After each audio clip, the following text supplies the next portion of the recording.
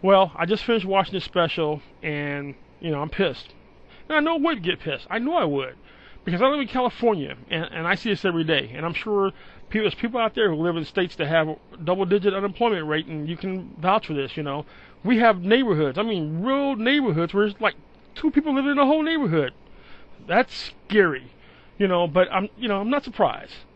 But what I'm upset about is when I see what's happening and I see people out here who are really struggling, and they're called lazy, they're called that they don't want to work, they're called just all type of names, when that's so far from the truth. Most of these people out here are professionals.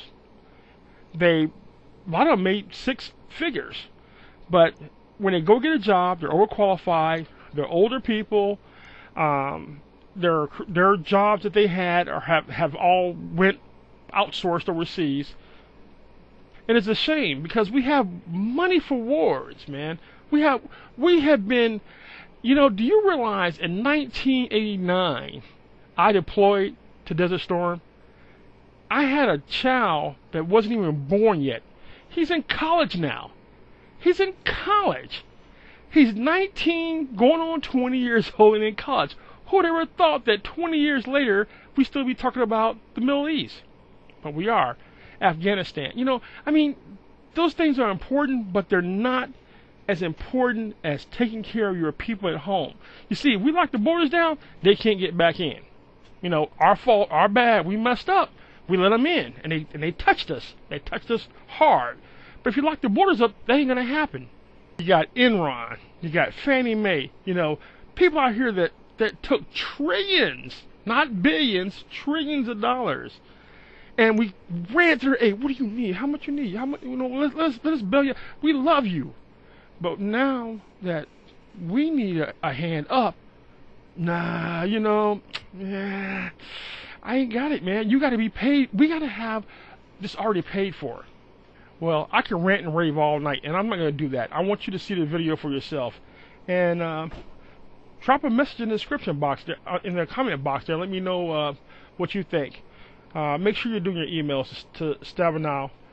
Give props to PBS. Send me an email. Tell them thank you. And let's get this bill passed. S.3706 needs to be on the table Tuesday. Now, more on the jobs picture, focusing on the problem of long-term unemployment. The Labor Department reported today that 6.6 million people, or 45% of the unemployed, have been out of work for 27 weeks or more. NewsHour economics correspondent Paul Solman looks at those who have been jobless even longer and what they are facing. It's part of his ongoing reporting on Making Sense of Financial News. I don't remember what it's like to be able to say to somebody or answer the question, what do you do for a living? Greg Rosen lost his job as a marketing manager 31 months ago. His last unemployment insurance check came in March. Now my answer is I try and survive. I try to find a job in an economy where there aren't jobs. That's what I do for a living. Faith Phillips lost her job as a title insurer in December 2007. This March, her check stopped too. My choices are either to be homeless or to move into my parents' very small home and live on the first floor. The ayes are 272. The motion is adopted. Last month, the divided Congress extended unemployment insurance for the record number of those out of work up to 99 weeks. But the bill offers no aid to those who have been jobless more than 99 weeks. This story is about these so-called 99ers who've already exhausted their benefits. 1.3 million Americans, according to the government. The 99ers themselves think the number is closer to 4 million. Where I feel like I'm being condemned or being forgotten are by the people that I voted into office to be my voice, to act on my behalf, to say, we're here to help you. They were able to provide aid to Haiti in 3 days. But to help over 4 million people, it's not brought up. All states offer up to 26 weeks of unemployment benefits. After that, a federal subsidy may extend the eligibility time. As the recession has dragged on, Congress has now authorized up to an unprecedented 99 weeks in states whose jobless rate tops 8.5%. Liberal economist Josh Bivens thinks benefits should be extended further. We're facing a once-in-a-generation jobs crisis. I think there are people actively looking for a job for that entire period who are just not finding it through no fault of their own. But Douglas Holtz-Aiken, former director of the Congressional Budget Office and advisor to John McCain's presidential campaign, disagrees. Our problem now is we're not growing fast enough. We're not creating jobs for everyone who's out there looking. That's a macroeconomic policy question, and we should be doing everything in our power to grow faster. Unemployment insurance won't do that. The Republicans are saying we have to stop this irresponsible spending. When not looking for work, Greg Rosen tracks the benefits battle from his home in Bucks County, Pennsylvania. The Republicans are always talking, we love small business, yeah. We love extending unemployment benefits. It comes time to walk the walk, they won't do it. Rosen once earned 6 figures and lived large enough. Today, he mostly stays home, going out for errands just once a week, thus saving on gas. I had, over the past 2.5 years, had 2 interviews where somebody actually called back and said, we'd like to talk to you. And one of those interviews, it was for a job paid $35,000 a year, which to me was like hitting the lottery. He was told he was overqualified. Faith Phillips' home in central New Jersey, This is the living room. is mostly empty these days. We did have furniture. It was a beautiful little ensemble, but we had to sell it all in order to survive. These are toys that my husband has collected from his childhood and up. We go to flea markets and sell the stuff to get money. Phillips and her husband both lost their jobs in 2008. Why is all your stuff packed up here? Unfortunately, my house is being taken away. It is in foreclosure. We had asked for help. We said, please, can we save the house? They told us they will not talk to us unless we were employed. So we, of course, were trying to seek employment, and it was a catch-22. Her husband found work as a truck driver, but since they still can't make the mortgage, foreclosure proceedings continue. We were told our best bet is to stay in the house because if there should be squatters or if there's any kind of vandalism done to the house, we're responsible. So we're stuck here until they take it. After that, they'll move in with her folks. For now, as the bills pile up, the sell-off continues. The Phillips even unloaded their refrigerator. Phillips' father, former policeman and security guard Marvin Zeichner, is also a 99er, also in favor of extending unemployment. People need help, and I definitely need help. I'm having trouble making ends meet. And your daughter might move. Added expense. I don't think we should be without sympathy for these individuals. They certainly have been harmed deeply by the recession, and everyone on unemployment insurance is going to feel that way.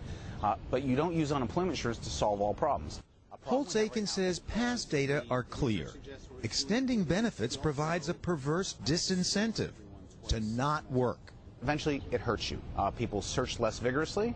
They stay unemployed longer. Their skills deteriorate. The job they ultimately take pays less well than one they might have taken earlier, but they continue searching and their skills go downhill, and employers start looking at them as sort of, worn out members of the labor force. We relayed.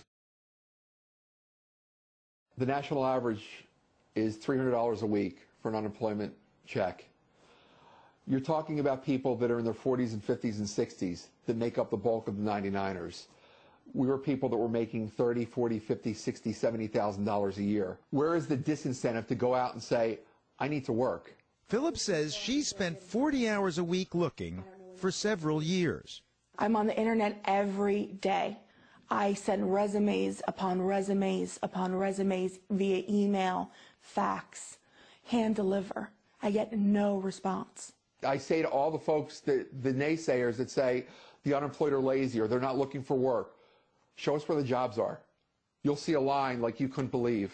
What about the argument that the economy would be better off, you in the long run would be better off, if the money were spent on job retraining? How do I survive in the meantime while you're training me? What are you training us for? I mean, I'm happy to look at it, but for what? More people are losing jobs every month than are being hired. So what industry? Just point me in a direction. Hi guys, it's Greg. I'm back on. How are you all today? The emotional toll of long-term unemployment is the topic of an online support group Rosen's a part of. It's kind of a numbing, mind-killing exercise in futility, applying for all these jobs and going nowhere. Your self-esteem is just so shot that you don't want to face people in everyday life. You sit and look for jobs, and nothing comes up. Now I guess it's just sit in your house until you die. For some, record long-term unemployment has simply proved too much. There was a gentleman in Philadelphia just yesterday who was a 99er, had a family, has had no benefits since the end of March, was refused entrance to a homeless shelter, put a gun to his head, and tried to take his life. There's another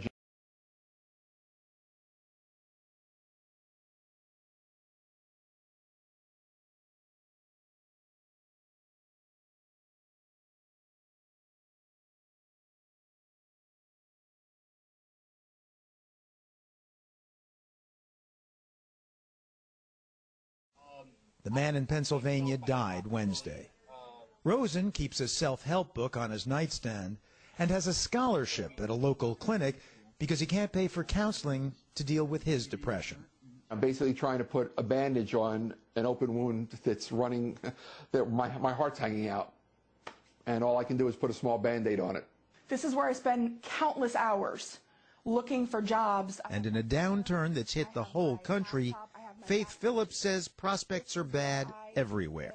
I have searched all states, and unfortunately, they're all basically in the same predicament that New Jersey's in right now. We can't even afford to move. Everything we own is in this room right now. We have no money to even think about going anywhere. It's so depressing. Depressing. The word of the year for the 99ers, stranded by a job market they could never have imagined.